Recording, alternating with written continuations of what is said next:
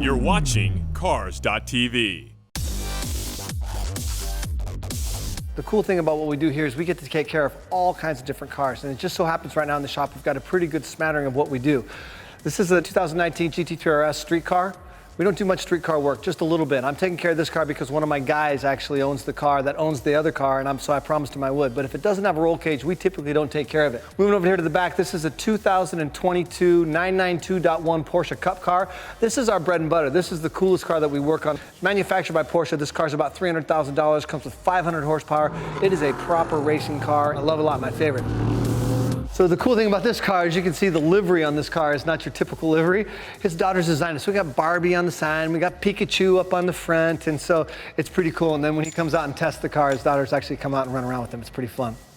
So there's another BMW M2. As you can see, this one's about 18 inches shorter than all the rest of them. We like to say in the racing world, they either ran out of road or ran out of talent or a little bit of both. In this case, it was more talent than road, to be honest with you. And so they shortened the car up a little bit, but we're gonna fix it, make it look like the other ones. This is a really cool car right here, the 997.2. This is actually cars getting ready to go to Rennsport.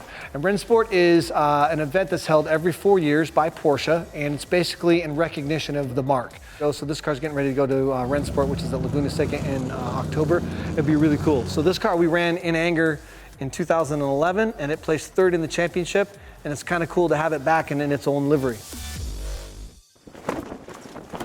The thing I love about racing the most is the camaraderie, for sure. And when I don't race, and there was a window of time where I did something else for a bit, that's what I missed the most, was just the guys hanging out and being with my buddies and doing something that we all really like to do.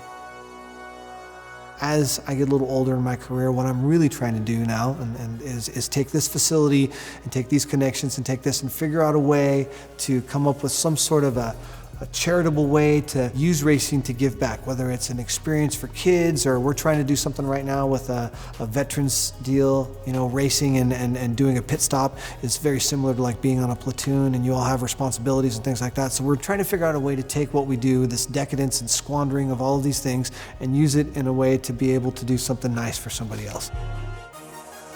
I think it's a great venue for me to be able to do whatever the next step is here, and I think the next step is something pretty philanthropic. We're gonna find something cool to do like that. I don't know what it is yet, but it's gonna be cool. We're working on it. I've got a lot of really amazing commercial partners that help me do stuff like that as well. So between Ironclad and Justice Brothers Oil Products and Mother's Polish and BBI, Proford Tools, I've got a lot of these great partners that help me out. Your priorities change as you get older, I guess would be the best way to say it, right? And you recognize the things that are really important versus the things that you thought were important, right? And racing's important, and without it, I'm not sitting here doing what I'm doing, but I don't think I could have gone racing without the other things that I recognize now are more important. She's put up with me and my for a long time, man.